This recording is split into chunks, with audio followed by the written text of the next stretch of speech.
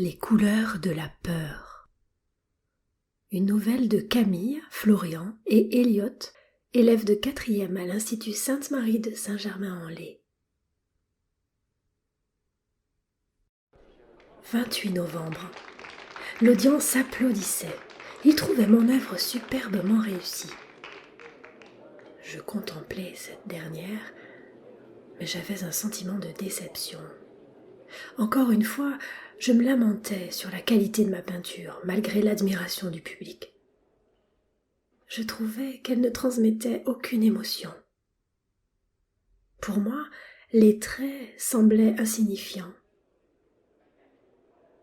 La présentation de ma réalisation terminée, un acheteur vint à ma rencontre. « Bien le bonjour, mon cher ami. Voilà une œuvre remarquable que vous nous présentez. Je souhaiterais savoir si cette peinture est à vendre. » « Malheureusement, non, elle n'est pas à vendre. Mais je vous donne 400 000 francs pour cette œuvre. Cela vous conviendrait-il » J'avais vraiment besoin de l'argent, mais je refusai son offre. Je trouvais qu'une peinture aussi ignoble que celle-ci ne possédait aucune valeur. Je rentrai donc chez moi, irritée. Je n'en pouvais plus de produire des peintures ridicules, faisant honte à l'art lui-même. Je marchais dans le froid hivernal. La neige ralentissait mes pas, et j'arrivai à mon domicile plus tard que prévu. Je me mis au coin du feu qui commençait à me réchauffer peu à peu. Je fus alors comme hypnotisée par les flammes qui dansaient, racontant une histoire intense, peut-être même tragique, qui sait. Cela me coupait le souffle. Cette idée d'exprimer quelque chose, une histoire, à travers mon art, m'occupa l'esprit pendant plusieurs jours, jusqu'à prendre la décision de me remettre à peindre. Je m'équipais alors d'une multitude de pinceaux plus ou moins grands, précis. Je voulais réaliser un chef-d'œuvre qui me donnerait de l'élan pour ma carrière et me ferait exprimer un sentiment jusqu'alors inconnu, la fierté. Au fur et à mesure des semaines passées, je complétais mon œuvre avec des pensées incompréhensibles que moi seul pouvais comprendre. Réussir ce chef-d'œuvre était devenu une obsession. Je me demandais plusieurs fois par jour si je devais sortir prendre l'air pour préserver ma santé fragile, mais malheureusement cette œuvre m'emprisonnait. J'étais comme totalement soumis et je ne pouvais la laisser seule. Elle devait décrire la raison de notre existence, le tout début de l'humanité, le péché originel. Je me résolus à la finir le plus vite possible. 27 décembre. Il ne me restait que quelques touches de peinture à ajouter pour que mon tableau soit terminé. Je n'avais pas dormi ni mangé pendant 2 jours entiers. J'envisageais alors de poursuivre et de finir mon œuvre le lendemain matin, après une bonne nuit de sommeil. 28 décembre. Je l'avais enfin fini. Ma peinture était terminée. Et lorsque je la vis dans son entièreté, je fus éblouie. Cette œuvre, à la fois magnifique et terrifiante, était incroyable. Elle l'était tellement que je vins même à douter de son authenticité et même de son créateur, moi. J'étais heureux, mais méfiant. Était-ce bien moi qui avais pu réaliser un chef-d'œuvre pareil ? Cela ne rimait à rien de s'inquiéter sur ce sujet, car j'avais peint cette toile pendant 1 mois. Il n'y avait aucun doute, c'était bien moi, le véritable auteur du tableau. 1er janvier. Quelque chose n'allait pas. Ce doute, que je pensais disparu, revint tout à coup et ne me lâchait plus. En plus de cela, je commençais à réaliser que ma peinture n'était pas la même depuis le jour où je l'avais finie. Cela ne se remarquait que sur quelques détails qui ne se voyaient pas beaucoup, mais moi, je les voyais. Quelques touches, quelques couleurs, quelques formes se glissaient à travers mon tableau et le transformaient en quelque chose qui n'était pas le mien. Je ne reconnaissais ni mon style de peinture, ni moi-même.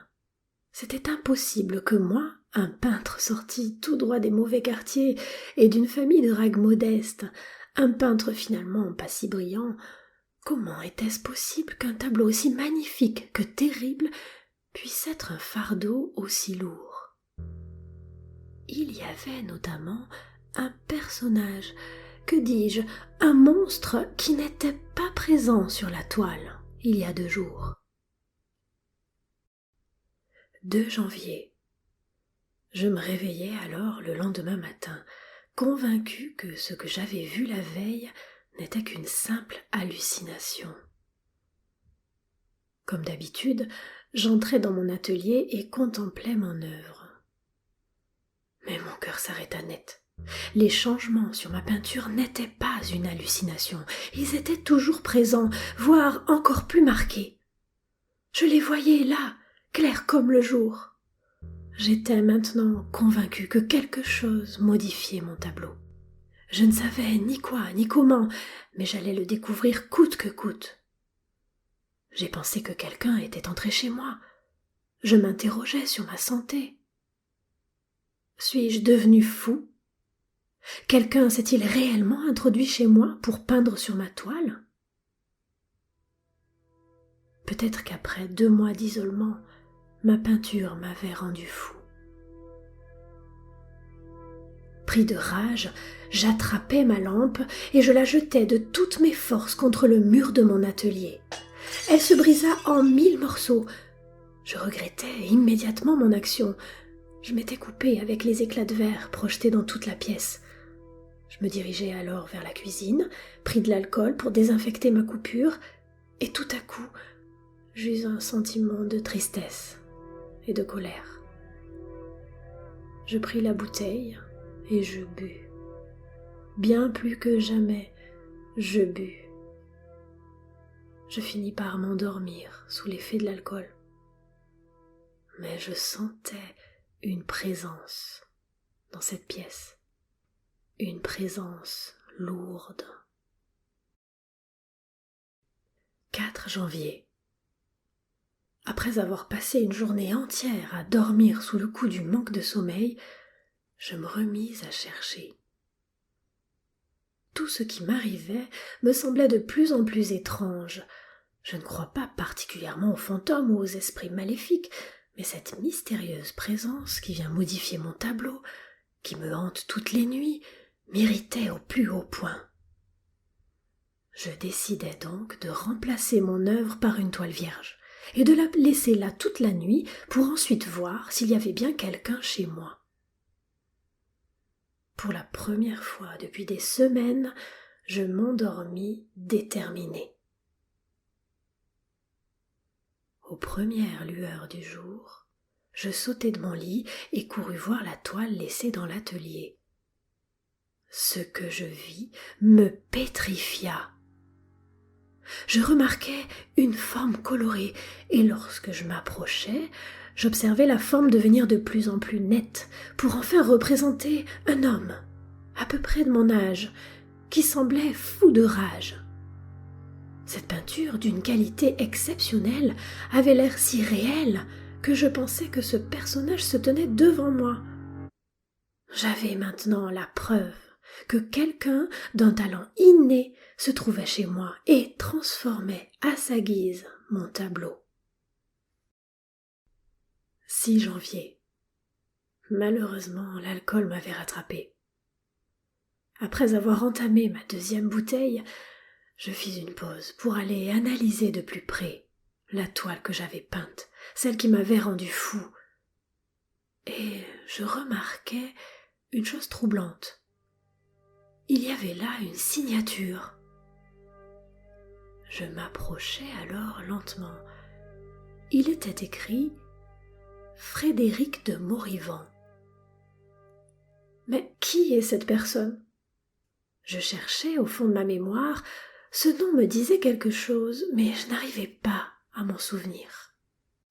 Ivre et soudain dominé par la colère, je pris la bouteille qui était à mon côté et je la jetai au sol. J'avais trouvé d'où venait ce nom. et cela me fit trembler comme une feuille, car Frédéric de Morivant était un peintre au talent remarquable, mais qui s'était fait malheureusement virer de l'Académie royale de peinture, et qui peu de temps après était mort d'une maladie inconnue. J'avais pu voir quelques-unes de ses œuvres. Cela me terrorisait plus que tout, car le style de sa peinture ressemblait tout à fait à celui de la toile dans mon atelier. Encore une fois, l'alcool semblait m'appeler, et je fus attirée par ce maudit échappatoire.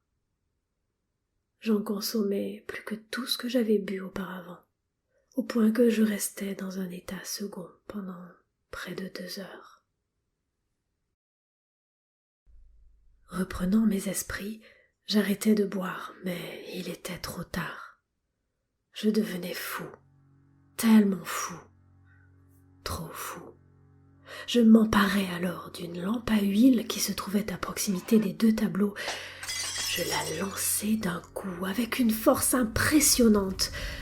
Malgré les flammes, je ne cessais de me rapprocher, et encore, jusqu'à ce qu'une flamme, molle, caressante, s'allonge sur la moitié de mon bras droit.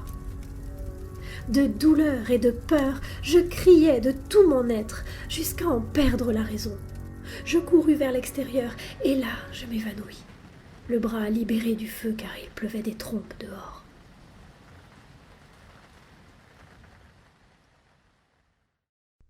« 7 janvier. Je me réveillai pour la première fois depuis le terrible accident. Je sursautais et criai, me voyant dans un lieu inconnu. Je vis alors une ombre longue et rapide se diriger dans ma direction. Je crus d'abord que c'était une personne qui allait se présenter, mais l'ombre ne faisait que se rapprocher de plus en plus. Puis elle émit un son étrange. Cela me glaçait le sang. C'était une voix déformée qui semblait parler français. Puis plus rien. Je n'entendis plus rien. Mon cœur battait la chamade, jusqu'au moment où un courant d'air à travers la pièce traîna une lettre jusqu'à moi. Il y était inscrit « Pour Monsieur de la Fermière ». La couleur des lettres était rouge, mais du rouge sang. Je récupérai cette lettre et décidai de partir de ce lieu terrifiant. La sortie était située à quelques mètres. Une fois à l'extérieur, je reconnus exactement le lieu où je me situais. J'étais en plein milieu de la rue, dans mon quartier. Le lieu où je somnolais était un sous-sol. Sans me questionner plus longtemps, je regagnai mon domicile. Mais les flammes n'avaient-elles pas dévoré mon habitation ? À ma grande surprise, elles ne l'avaient pas fait. Certes, elles avaient brûlé une partie de l'intérieur, mais l'extérieur était intact. Il y avait notamment une fenêtre ouverte, et c'est par cette fenêtre que je parvins à m'introduire chez moi. C'est à ce moment-là que je constatai une chose affreuse. Mon bras. J'avais perdu la moitié de mon bras à la folie des flammes. Et bizarrement, je ne m'en étais pas rendu compte jusqu'alors. Pourtant, le moment où le feu s'empara de mon bras était resté clair dans ma mémoire. La lettre, il fallait que je lise la lettre. Son contenu me laissa pétrifié sur place. Je suis Frédéric de Morivant. Je me suis bien amusée à essayer de te rendre fou. Et puis j'ai eu pitié de toi. J'ai décidé d'être clément et de te laisser. Mais je reviendrai peut-être un jour pour te voir, toi et la colère qui est en toi. La prochaine fois, ce sera différent. Je ne serai pas aussi gentil. Je me ferai un plaisir de te torturer l'esprit. Ta folie finira par te tuer petit à petit, dans d'atroces souffrances. J'attendrai ta nouvelle peinture. À bientôt, monsieur de la Fermière. La lecture de cette lettre m'avait bouleversée. Je n'étais donc que le jouet d'un manipulateur invisible. Une chose me rassurait et me fit sourire, c'est qu'il ne reviendrait qu'à ma prochaine peinture. Eh bien, je ne peindrai plus jamais. Il ne pourra plus m'atteindre, pas sans un nouveau tableau. Depuis ce jour, la peinture me fait peur, avec ses couleurs, ses touches, son histoire.